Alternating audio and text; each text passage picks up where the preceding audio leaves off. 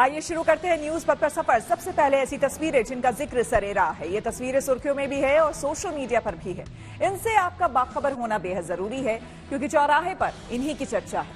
चर्चा मददगार पुलिस वालों की भी है।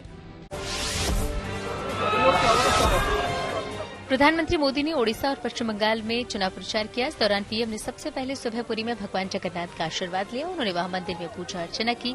अपने पूरी दौरे में प्रधानमंत्री ने एक रोड शो भी किया। इसके बाद उन्होंने ढेंकानाल और कटक में भी जनसभा की। ओडिशा के अलावा पीएम ने पश्चिम बंगाल के तमकुल और झारग्राम में भी चुनाव प्रचार किया।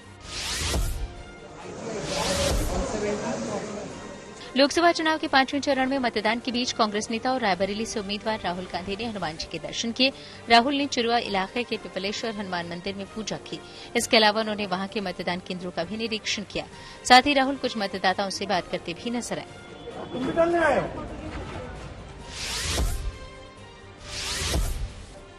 लोकसभा चुनाव के दौरान पुलिस का एक अलग रूप भी देखने को मिला। दरअसल लखनऊ में वोटिंग करने पहुंचे बुजुर्गों और दिव्यांग लोगों की पुलिसकर्मियों ने मदद की। किसी ने उनकी व्हीलचेयर को मतदान बूथ के अंदर तक पहुंचाया तो किसी ने बुजुर्ग को अपने हाथों से सहारा दिया ताकि वो वोट डाल सकें।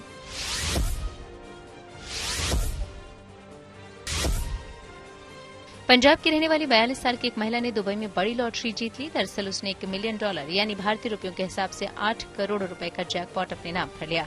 पायल ने बताया कि उन्होंने अपनी शादी की 16वीं सालगिरह पर पति से तोहफे में मिले पैसों से ये लॉटरी टिकट खरीदी थी। जिंदगी का सफर सुहाना हो, इसके लिए सावधान रहना जरूरी है। रोजमर्रा की आपाधापी में कुछ देर बैठकर सोचना समझना भी जरूरी है कि आपके आसपास क्या हो रहा है और जो कुछ हो रहा है उससे हमारी जिंदगी, हमारा परिवार कैसे प्रभावित हो सकता है। इसलिए हॉर्न बजाकर बाखबर करने वाली खबर जरूरी होती है। और आज की ये खबर साइबर फ्रॉड पर लगाम लगाने से जुड़ी हुई है। अली बाबा और 40 चोरों की कहानी तो दुनिया भर में मशहूर है और ज्यादातर लोग इस किरदार से वाकिफ भी हैं। लेकिन अली बाबा और 40 चोर एक कहानी नहीं थी बल्कि भविष्य की निशानी थी। इसलिए कहते थे कि खुल जा सिम सिम, लेकिन अब नहीं होगा खुल जा सिम सिम, बल्कि अब होगा बंद हो जा सिम सिम। क्योंकि साइबर चोर सरकार के निशाने पर हैं और सरकार ने कड़ी कार्रवाई करते हुए 18 लाख सिम को ब्लॉक कर दिया है। सरकार ने साइबर क्राइम से लोगों को बचाने के लिए सिम कार्ड ब्लॉक करने का सिस्टम बनाया है और फर्जी पहचान पर हासिल किए गए फोन नंबरों को बंद किए जा रहे हैं। ऐसे में ऑनलाइन फ्रॉड और साइबर फ्रॉड में शामिल लोगों से खुद भी सतर्क हो जाएं और दूसरों को भी सावधान करने के लिए हॉर्न बजाएं।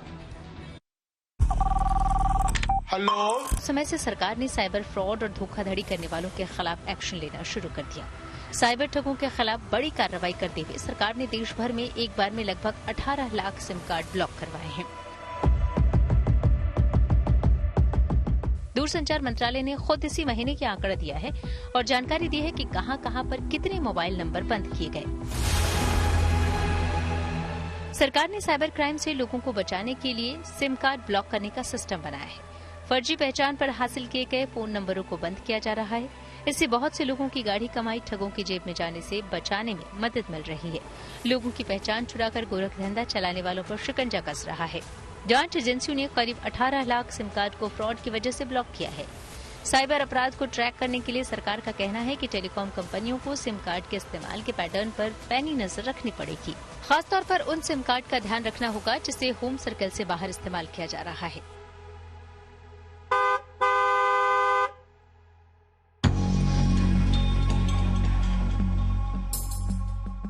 ये सभी जानते हैं कि ज्यादातर साइबर फ्रॉड फर्जी तरीके से हासिल किए गए मोबाइल नंबरों के जरिए किए जाते हैं। फ्रॉड करने वाले लोगों की आईडी चुराते हैं, फोटो चुराते हैं और उसी नाम से सिम कार्ड इश्यू करा लेते हैं। जब एजेंसियां ऐसे नंबरों की जांच करती हैं तो वो देखती हैं कि एक आईडी और एक जैसे फोटो पर कितने सिम जारी किए गए हैं। अगर एक से ज्यादा सिम होते हैं तो उन सभी को ब्लॉक किया जा सकता है। इसमें फर्जी नंबरों के साथ जेन्युइन नंबर भी शिकार हो जाते हैं। ये बताने की जरूरत नहीं होनी चाहिए कि आधुनिक युग में मोबाइल फोन की भूमिका लोगों की जिंदगी में बेहद अहम है। लिहाजा आप समझ सकती हैं कि अचानक फोन नंबर ब्लॉक हो जाए तो कैसे और कितनी मुश्किलों का सामना करना पड़ सकता है।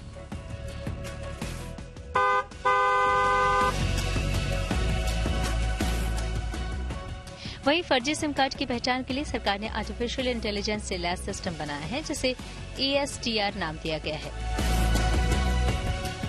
AI की मदद से अब तक 40,86,000 से ज्यादा संदिग्ध सिम कार्ड का पता लगाया जा चुका है।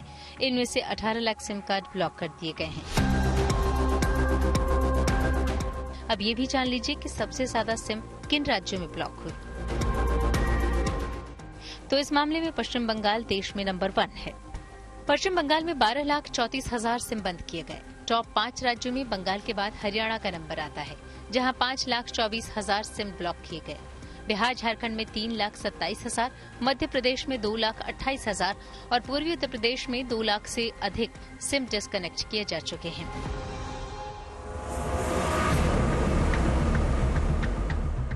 एक रिपोर्ट की माने तो देश में mobile phone based cyber crime में तेज इजाफा दर्ज किया गया है। National cyber crime reporting portal यानी NCRP की माने तो साल 2023 में डिजिटल फाइनेंशियल फ्रॉड में करीब 10,319 करोड़ रुपए का नुकसान हुआ है। इस मामले में 6,94,000 शिकायतें दर्ज की गई हैं। वैसे तो मोबाइल नंबर ब्लॉक होने पर आपके पास उसकी शिकायत करने का ऑप्शन होता है और आमतौर पर 90 दिन से पहले उसका समाधान भी हो जाता है, क्योंकि अगर ऐसा नहीं होगा तो 90 दिन के बाद वो मोबाइल नंबर किसी दूसरे को अलॉट किया जा सकता है। लेकिन इस समाधान से पहले जिस तरह लोगों की नींद हराम होती है, उसका क्या? रिपोर्ट की माने तो अलग रीजन के सिम किसी दूसरे रीजन में इस्तेमाल किए जाते हैं। मसलन मोबाइल साइबर फ्रॉड के लिए उड़ीसा और असम सर्किल के सिम कार्ड को दिल्ली NCR में यूज किया जाता है। साल 2023 में साइबर फ्रॉड में शामिल 37,000 सिम कार्ड को बंद किया गया था। इसके अलावा 1,86,000 हैंडसेट को ब्लॉक किया गया।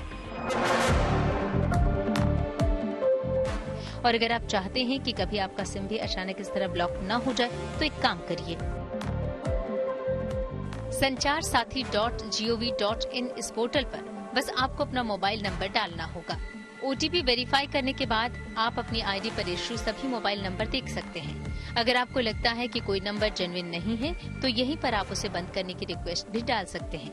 इस पोर्टल की एक और खासियत यह है कि आप अपने खोए हुए या चोरी हुए मोबाइल को ऑनलाइन ट्रैक कर सकते हैं और ब्लॉक भी कर सकते हैं। ऐसे में ऑनलाइन फ्रॉड और साइबर फ्रॉड में शामिल लोगों से खुद सतर्क हो जाएं और दूसरों को भी सावधान करने के लिए हॉर्न बजाएं।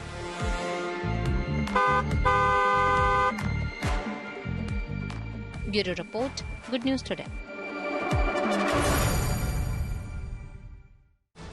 साइबर फ्रॉड पर लगाम लगाने के लिए सरकार एक्शन मोड में है, लेकिन सरकार के इस एक्शन पर साइबर एक्सपर्ट क्या राय दे रहे हैं, आइए सुनते हैं। ये चीजें जो लगातार हुई हैं उसके बाद साइबर क्रिमिनल्स की कमर टूटी है, क्योंकि उनको ये रिसोर्सेज नहीं मिल पाएंगे और वो इस तरह के क्राइम नहीं कर पाएंगे। तो ये बहुत बड़ा कदम है और इससे साइबर क्राइम बिल्कुल रुकेगा, काफी हद तक कंट्रोल होगा। लेकिन क्रिमिनल्स अब दूसरे ऑप्शंस तलाश लेते हैं। जो दूसरे ऑप्शंस हैं उसमें उनके पास वर्चुअल नंबर्स आ सकते हैं। और वर्चुअल नंबर्स क्या है कि आप उसके लिए कोई फिजिकल सिम नहीं होती, आप कहीं से भी शूट करा लीजिए और वो इस इंडिया में ऑपरेट हो जाएगा। व्हाट्सएप उस पर कॉन्फ़िगर कर लीजिए, नॉर्मल कॉल भी लगाया जा सकता है। तो इस तरह की चीजें भी रोकनी होगी सरकार को। पर ये जो कदम है इससे भी बहुत फायदा होगा। हजारों करोड़ रुपए बचाए जा सके हैं बिकॉज ऑफ दिस रिपोर्टिंग। इसके अलावा सरकार के और भी कदम है, जैसे कि चक्षु जो ऐप है, जो जितनी भी एजेंसीज हैं उनके आपस में कोऑर्डिनेशन के लिए यदि एक क्राइम रिपोर्ट होता है और उसमें कुछ नंबर इस्तेमाल हुए, वही क्राइम किसी और जगह रिपोर्ट हुआ है और उसमें भी वो नंबर इस्तेमाल हुए हैं, तो आपस में कोऑर्डिनेट करके उस व्यक्ति को ट्रेस डाउन कर सकें, तुरंत लोकेट कर सकें। तो इस तरह से जो स्टेट पुलिस होती है वो आपस में कोऑर्डिनेट कर सकती है इस प्लेटफॉर्म के थ्रू। और भी इस तरह के जो एप्लीकेशंस हैं सरकार ने लॉन्च किए हैं, ताकि न सिर्फ क्राइम को रोका जा सके बल्कि एक त्वरित कार्रवाई करके उन क्रिमिनल को पकड़ा भी जा सके। देश के कई हिस्सों में पारा 47 डिग्री सेल्सियस के पार पहुंच चुका है। आइए सीधे आपको लिए चलते हैं न्यूज एक्सप्रेसवे पर, जहां देश भर की कुछ और जरूरी खबरें कर रही हैं आपका इंतजार। लोकसभा चुनाव के 5वें चरण में 49 लोकसभा सीटों के लिए वोट डाले गए। इनमें रायबरेली, अमेठी, लखनऊ, मुंबई नॉर्थ और सारण की सीटें भी शामिल रहीं। इस चरण में राहुल गांधी, स्मृति ईरानी, राजनाथ सिंह, पीयूष गोयल और उमर अब्दुल्ला समेत कई वीवीआईपी की किस्मत ईवीएम में कैद हो गई। इस चुनाव में बड़ी हस्तियों ने भी अपने मताधिकार का इस्तेमाल किया। राजनाथ सिंह ने लखनऊ तो स्मृति ईरानी ने अमेठी, वहीं उद्धव ठाकरे ने मुंबई में वोट डाला। पांचवें चरण के मतदान के दौरान मतदाताओं में भी काफी उत्साह देखने को मिला। जम्मू कश्मीर के बारामूला में भी बड़ी संख्या में मतदाता घरों से बाहर निकले और वोट डाले। वहां पोलिंग बूथ पर लंबी लंबी भीड़ देखने को मिली। इधर यूपी के झांसी में एक 24 साल के मतदाता ने सुर्खियां बटोरी। कम कद के शख्स ने भी अपने मताधिकार का इस्तेमाल किया। हफ्ते के पहले दिन भी दिल्ली, पंजाब और हरियाणा समेत पूरे उत्तर भारत में गर्मी से राहत नहीं मिली। दिन में भीषण लू चल रही है। कई जगह पारा 47 डिग्री सेल्सियस के पार पहुंच गया है। मौसम विभाग का कहना है कि यह सिलसिला अगले एक हफ्ते में ऐसे ही जारी रहेगा। गर्मी अलग ही परवान पर बहुत रिकॉर्ड तोड़ पड़ रही है। बहुत ही ज्यादा कुछ सोल्यूशन निकाले इस गर्मी का। सच में ऐसा लग रहा है कि जैसे आग में ही बैठे हो। ईडी ने गृह मंत्रालय को विदेशी फंडिंग से जुड़ी एक रिपोर्ट सौंपी। इसमें दावा किया गया कि आम आदमी पार्टी को अमेरिका, कनाडा, ऑस्ट्रेलिया, न्यूजीलैंड, सऊदी अरब और यूएई समेत कई देशों से पैसा मिला। इतना ही नहीं, रिपोर्ट में यह भी बताया गया कि एक ही passport number, credit card, email ID और मोबाइल नंबर का इस्तेमाल हुआ है। ईडी ने गृह मंत्रालय को बताया कि आम आदमी पार्टी को 2014 से 2022 के दौरान करीब 7 करोड़ रुपए का विदेशी फंड मिला। गुजरात में एटीएस को बड़ी कामयाबी मिली। दरअसल अहमदाबाद एयरपोर्ट से 4 आईएसआईएस आतंकी गिरफ्तार किए गए। सूत्रों के हवाले से खबर है कि ये चारों आतंकी श्रीलंका के नागरिक हैं। कहा जा रहा है कि इन आतंकियों को हथियार मिलने वाले थे, लेकिन उससे पहले ही एटीएस ने इन्हें पकड़ लिया। और खबरों के एक्सप्रेस में से आगे रुक करते हैं सियासी ढाबे का, जहां आज की सबसे दिलचस्प खबर मौजूद है। राज्यसभा सांसद स्वाति मालीवाल से मारपीट का मामला तूल पकड़ता जा रहा है। इस मामले में दिल्ली पुलिस आरोपी विभव कुमार को गिरफ्तार कर चुकी है और अब ये बात सामने आई है कि पुलिस विभव कुमार को सीएम केजरीवाल के आवास पर ले गई है। पुलिस यहां क्राइम सीन रिक्रिएट करेगी। वहीं केजरीवाल की अंतरिम जमानत पूरी होने से पहले ही ईडी ने दिल्ली की राउज एवेन्यू कोर्ट में एक याचिका दायर करके 2 जून के बाद केजरीवाल की हिरासत 14 दिन और बढ़ाने की मांग की है। मालीवाल मामले में बैकफुट पर चल रही आम आदमी पार्टी ने आरोप लगाया है कि केजरीवाल को धमकियां मिल रही हैं, जबकि बीजेपी इसे मनगढ़ंत और बेबुनियाद बता रही है और लगातार ये सवाल कर रही है कि मालीवाल मामले में आखिर केजरीवाल चुप क्यों है।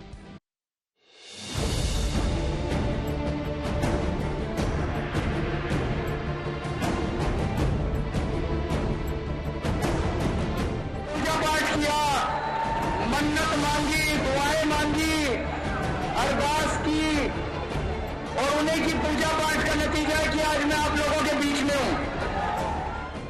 शराब नीति घोटाले में फंसे दिल्ली के मुख्यमंत्री अरविंद केजरीवाल की मुश्किलें कम नहीं हो रही हैं। केजरीवाल को सुप्रीम कोर्ट से 1 जून तक की राहत मिली है और 2 जून को उन्हें सरेंडर करना होगा, लेकिन उनकी जमानत पूरी होने से पहले ही आज ईडी ने दिल्ली कोर्ट में एक याचिका दायर की है, जिसमें ईडी ने कहा है कि 2 जून के बाद केजरीवाल की हिरासत 14 दिन और बढ़ा दी जाए। दरअसल आज केजरीवाल की न्यायिक हिरासत खत्म हो रही थी, इसलिए ईडी ने राउस एवेन्यू कोर्ट में केजरीवाल की हिरासत बढ़ाने के लिए याचिका लगाई है। कोर्ट ने भी ईडी से इस न्यायिक हिरासत की याचिका पर सवाल पूछा, तो ईडी ने कहा कि ये याचिका उस वक्त के लिए है जब केजरीवाल सरेंडर करेंगे। फिलहाल केजरीवाल प्रचार में जुटे हैं, पर यहाँ भी राहें आसान नहीं है। स्वाति मालीवाल से बदसलूकी का मामला आम आदमी पार्टी की गले की फांस बन गया है। आम आदमी पार्टी बदसलूकी के मुद्दे में साजिश का एंगल लाना चाह रही है। स्वाति मालीवाल को बीजेपी का मोहरा बता रही है, पर बीजेपी मालीवाल को लेकर आम आदमी पार्टी को चैन लेने नहीं दे रही है। हमारा मानना है कि स्वाति मालीवाल जी पर उनके एसीबी के केस को लेकर दबाव बनाया गया और उनको इस षड्यंत्र का चेहरा बनाया गया, लेकिन वो षड्यंत्र भी कामयाब नहीं हुआ, क्योंकि जो वीडियो सीएम आवास से निकले उससे पूरे देश ने देख लिया कि जो शिकायत स्वाति मालीवाल जी कर रही थी वो सरासर झूठ है। आखिर अरविंद केजरीवाल और विभव का रिश्ता क्या है? क्या है जो एक महिला को पीटने के बावजूद उसको बचाने के लिए प्रोटेस्ट कर रहे हैं और इतना तिलमिलाए हुए हैं? मुझे लगता है कि जांच इसकी भी होनी ही चाहिए और अरविंद केजरीवाल ने आज अपने को एक महिला को पीटने वाले के पक्ष में खड़ा करके अपने को समाप्त कर लिया। मालीवाल के मामले में घिर चुकी आम आदमी पार्टी अब विक्टिम कार्ड खेलने की कोशिश कर रही है। पार्टी का दावा है कि केजरीवाल को धमकी दी जा रही है। आरोप है कि केजरीवाल के लिए राजीव चौक और पटेल नगर मेट्रो स्टेशनों पर धमकी लिखी गई है। आम आदमी पार्टी ये कह रही है कि भारतीय जनता पार्टी आम आदमी पार्टी के मुखिया अरविंद केजरीवाल की जान लेने की साजिश रच रही है। आम आदमी पार्टी के राज्यसभा सांसद संजय सिंह ने एक प्रेस कॉन्फ्रेंस की और उसके बाद चाहे आतिशी हो या फिर मंत्री सौरभ भारद्वाज हो, उन्होंने भी इसी आरोप को दोहराते हुए भारतीय जनता पार्टी और केंद्र सरकार पर निशाना साधा है। आम आदमी पार्टी का आरोप है कि जानकारी दिए जाने के बाद भी दिल्ली पुलिस कार्रवाई से कतरा रही है, जबकि मालीवाल पर हमलावर बीजेपी लगातार ये पूछ रही है कि इस मुद्दे पर केजरीवाल चुप क्यों है। मेट्रो स्टेशन पे लिखकर धमकी दी जा रही है, हमला करने की धमकी दी जा रही है। पटेल नगर मेट्रो स्टेशन पे, राजीव चौक मेट्रो स्टेशन पे। मेरा सीधा आरोप है ये हमला करने की तैयारी भारतीय जनता पार्टी के द्वारा है, बीजेपी के द्वारा है। ये आम आदमी पार्टी का लगातार प्रपंच है झूठ बोलना। 2014 में अरविंद केजरीवाल अपने को थप्पड़ लगवा चुके, 2016 में लगवा चुके। तो ये उनका एक राजनीतिक षड्यंत्र होता है कि जब भी चुनाव आते हैं तो जनता की सहानुभूति के लिए कूदते हैं। मैं सिर्फ एक सवाल पूछ रहा हूँ संजय सिंह से भी और अरविंद केजरीवाल से, स्वाति मालीवाल का नाम लेने से अरविंद केजरीवाल क्यों डर रहे हैं? स्वाति मालीवाल मामले में केजरीवाल के पीए विभव कुमार की गिरफ्तारी हो चुकी है। वहीं दिल्ली पुलिस में मालीवाल के एफआईआर दर्ज कराने के बाद एक वीडियो वायरल किया गया, जिसे मालीवाल ने अधूरा वीडियो बताया था। दरअसल सीसीटीवी फुटेज से 13 मई का सच उजागर हो सकता है, इसलिए दिल्ली पुलिस ने मुख्यमंत्री आवास के सीसीटीवी फुटेज के डीवीआर को जब्त कर लिया है। वहीं विभव की गिरफ्तारी के विरोध में रविवार को केजरीवाल समेत आम आदमी के सांसदों और विधायकों ने दिल्ली की सड़कों पर प्रदर्शन किया। स्वाति मालीवाल के मुद्दे ने आम आदमी पार्टी को झटका जरूर दिया है, लेकिन अब पार्टी मालीवाल को बीजेपी का मोहरा बताकर फ्रंट फुट पर खेलना चाहती है। लेकिन सवाल है कि क्या मालीवाल का मुद्दा 25 मई को दिल्ली में होने वाली वोटिंग पर असर डाल सकेगा? दिल्ली से पंकज जैन के साथ bureau report, good news today. आइए अब रुक करते हैं प्रगति मार्ग का, जहां ऐसी खबरें हैं जो कि देश की तरक्की, प्रगति और लोगों की काबिलियत दिखाती है। नोएडा के 6 साल के रणवीर सचदेवा एशिया के सबसे कम उम्र के टेडेक्स स्पीकर बन गए हैं। जी हां, ये उपलब्धि इस मायने में भी खास है कि इतने कम उम्र में ही रणवीर टेक्नोलॉजी और एआई से जुड़े विषयों में खूब दिलचस्पी रखते हैं। वो एप्पल के सीईओ टिम कुक को भी अपना मुरीद बना चुके हैं।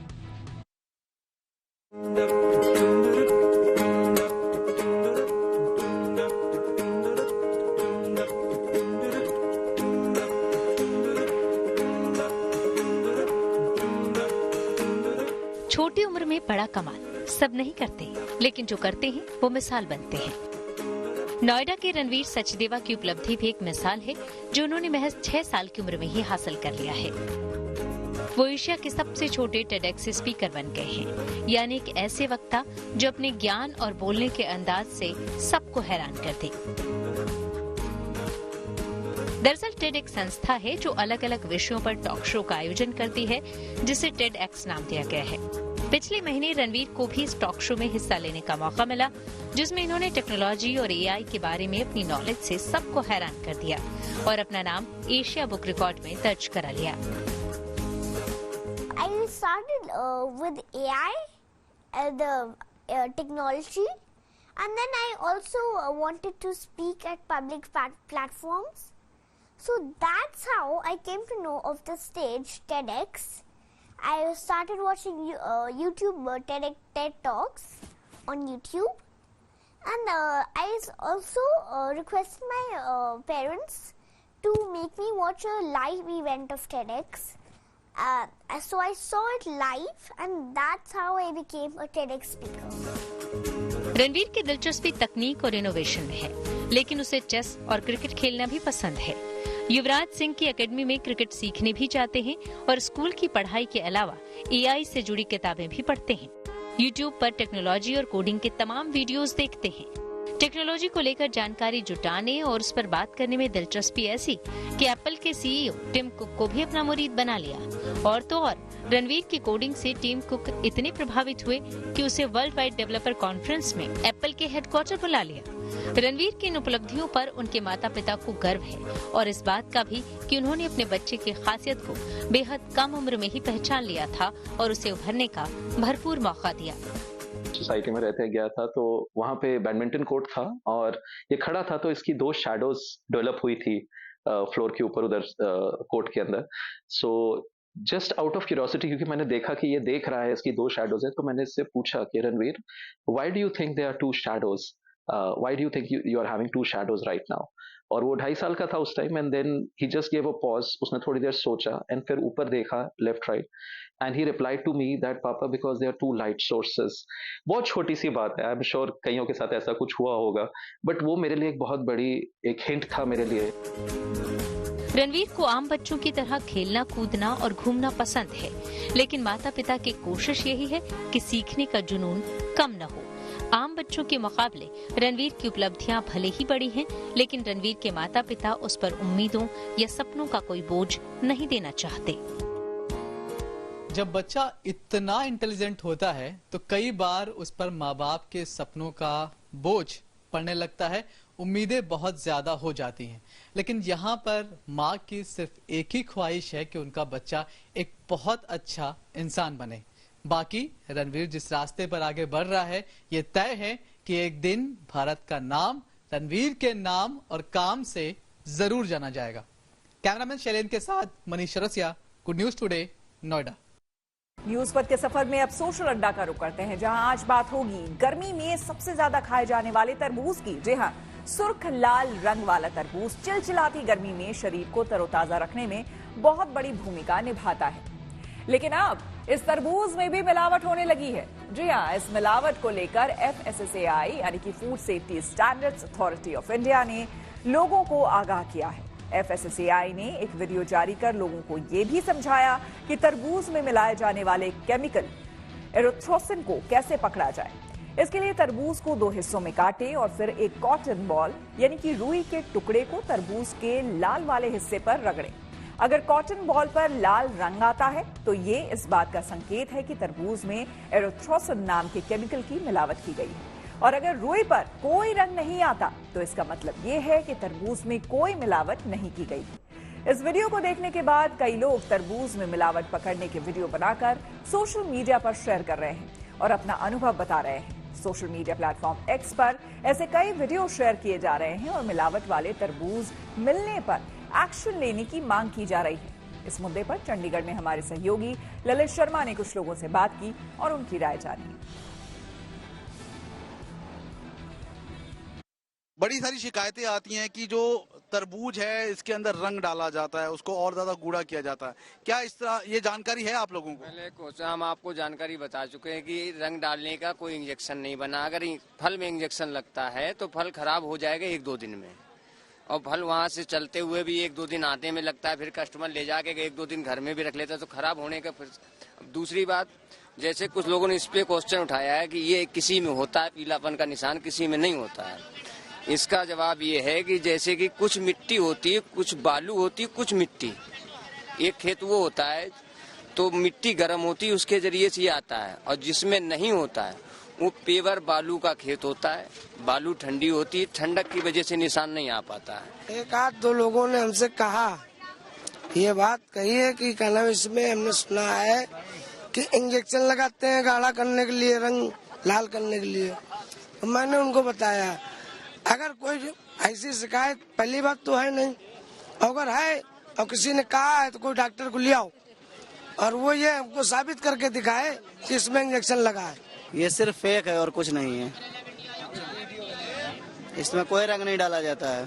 ऐसी हमने कई वीडियो देखी है जिसमें इंजेक्शन और कलर डालकर आम गरीब नागरिक को बेवकूफ़ बनाया जाता है। पर अगर ऐसी बढ़ती गर्मी में इंजेक्शन और केमिकल डाल के लाल करके दिया जाएगा तरबूज, तो उसको सेहत के लिए बहुत हानिकारक हो सकता है। देखो जी, जिन्नी मैं खरीदिया कोई ऐसी तो शिकायत नहीं आई, बस ये है बहुत बढ़िया, सेहत वास्ते मतलब नुकसानदेह चीज है जी। जे कोई मतलब इनू मिलावट कर कहने भी टीके नाल जां किसी सिरंजां नाल भी कोई रंग ढोल देता है भी मिठापन अते रंग गूढ़ा हो जाता। हाँ, नहीं करना चाहिए, नहीं कहने गलत है। कुछ लोग कह रहे हैं कि इस तरह की चीजें हैं वो नहीं करनी चाहिए क्योंकि सेहत के साथ खिलवाड़ होता है, लेकिन लगातार इस तरह की शिकायतें आ रही है जहां पर तरबूज के अंदर है इंजेक्शन डालकर उसका रंग है और ज्यादा गूढ़ा किया जाता है, जो सेहत के लिए काफी ज्यादा हानिकारक होता है। वीडियो जर्नलिस्ट गुंजीत कुमार के साथ ललित शर्मा, GNT न्यूज, चंडीगढ़। तो इसी के साथ न्यूज वक्त में मेरे यानी कि श्वेता झा के साथ फिलहाल इतना ही। देश दुनिया की तमाम पॉजिटिव खबरों के लिए आप देखते रहिए गुड न्यूज टुडे।